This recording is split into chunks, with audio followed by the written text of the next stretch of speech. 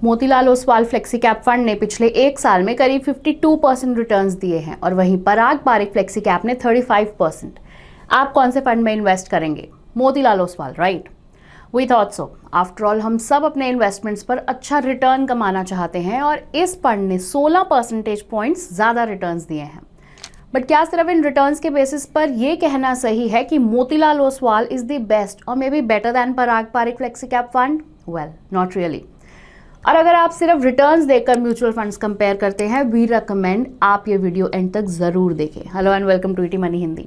आज के वीडियो में हम समझेंगे कि आप सेम कैटेगरी के म्यूचुअल फंड्स कैसे कंपेयर कर सकते हैं। इस वीडियो में हम 5 पैरामीटर्स डिस्कस करेंगे और मोतीलाल और पराग पारिक फ्लेक्सी कैप के एग्जाम्पल से हम समझेंगे कि म्यूचुअल फंड्स को कंपेयर करने का सही तरीका क्या है। तो आइए विदाउट एनी डिले पहले पैरामीटर से स्टार्ट करें।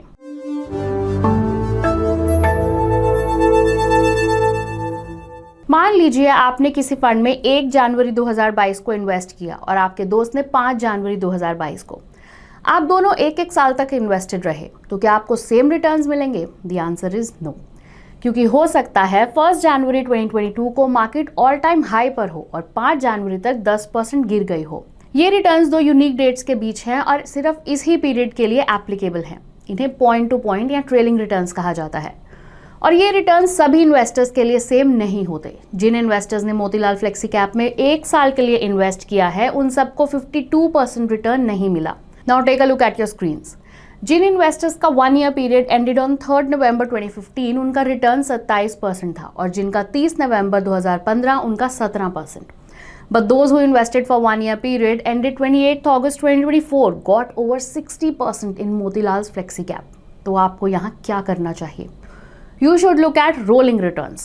रोलिंग रिटर्न्स को किसी भी इन्वेस्टर का एवरेज रिटर्न एक्सपीरियंस कहा जा सकता है जिसने एक गिवन टाइम फ्रेम में किसी पर्टिकुलर पीरियड के लिए इन्वेस्ट किया हो।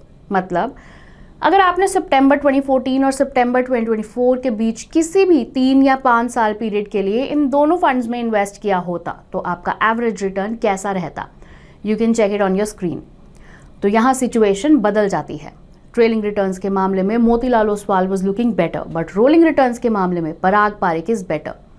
आइए अब अपने नेक्स्ट मैट्रिक स्टैंडर्ड डिविएशन पर इन दोनों फंड्स को इवैल्यूएट करें।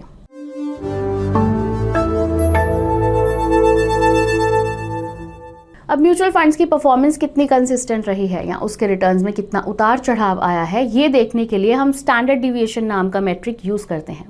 इन सिंपल वर्ड्स, ये मैट्रिक हमें बताता है कि कोई फंड अपने एवरेज रिटर्न से कितना ऊपर या नीचे गया है, यानी कितना डिविएट किया है। मोतीलाल ओसवाल फ्लेक्सी कैप का स्टैंडर्ड डिविएशन इज 13.3 और वहीं पराग पारिक फ्लेक्सी कैप का 10.8 है। मतलब हाइपोथेटिकली अगर मोतीलाल का एवरेज रिटर्न 20% है और स्टैंडर्ड डिविएशन 13, इसका रिटर्न 33% तक भी जा सकता है और 20% से 7% पर गिर भी सकता है। तो स्टैंडर्ड डिविएशन जितना ज्यादा होगा, फंड उतना ही वॉलेटाइल होगा। This shows Parag Parikh flexi cap volatility के मामले में मोतीलाल से बेटर है। आइए अब अगला मैट्रिक बीटा देखें।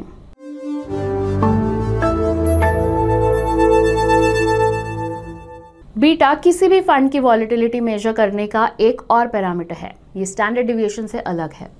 स्टैंडर्ड डिविएशन किसी फंड के रिटर्न में उतार चढ़ाव बताता है, लेकिन बीटा फंड की वॉलेटिलिटी बताता है with respect to its benchmark index. In simple words, ये किसी फंड का रिलेटिव रिस्क बताता है। Beta of an index is always valued at 1। तो अगर किसी फंड का बीटा 1 से कम है, इट मीन्स वो अपने बेंचमार्क इंडेक्स से कम वॉलेटाइल है and vice versa.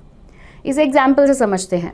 Motilal Oswal और पराग पारिक फ्लेक्सी कैप फंड का बेंचमार्क है BSE 500 TRI।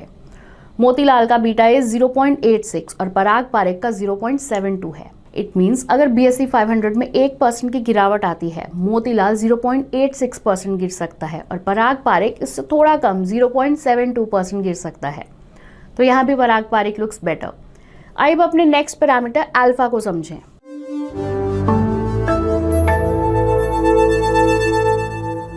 Alpha shows us कि किसी फंड ने अपने बेंचमार्क इंडेक्स के कंपैरिजन में कितना एक्स्ट्रा रिटर्न जनरेट किया है। The alpha of an index is valued at 0।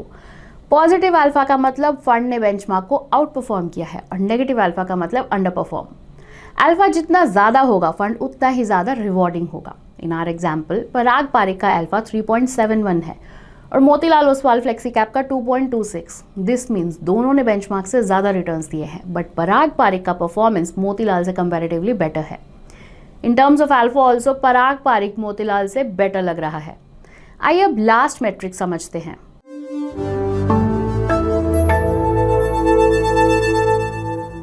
Sharpe ratio हमें किसी फंड का रिस्क एडजस्टेड रिटर्न बताता है। इस रेशो को कैलकुलेट करने का सिंपल सा तरीका है। इसमें एक फंड के एनुअल रिटर्न्स में से रिस्क फ्री रेट को माइनस कर फंड के स्टैंडर्ड डिविएशन से डिवाइड किया जाता है। शार्पे रेशो बेसिकली ये शो करता है कि आपका फंड एक्स्ट्रा रिस्क के बदले कितना एक्स्ट्रा रिटर्न जनरेट कर रहा है। ये अल्फा से डिफरेंट है। Unlike alpha, it is not relative to benchmark index. जितना ज्यादा फंड का शार्पे रेशो होगा उतना ही बेटर उसका रिस्क एडजस्टेड परफॉर्मेंस होगा। पिछले एक साल में मोतीलाल ओसवाल फ्लेक्सी कैप ने 50% प्लस रिटर्न्स दिए हैं और पराग पारिक ने 34% प्लस। बट वहीं पराग पारिक का Sharpe ratio is 1.19, marginally higher than Motilal Oswal 0.99। तो पराग पारिक का रिटर्न पिछले एक साल में चाहे कम है, but it is slightly better adjusted for risk.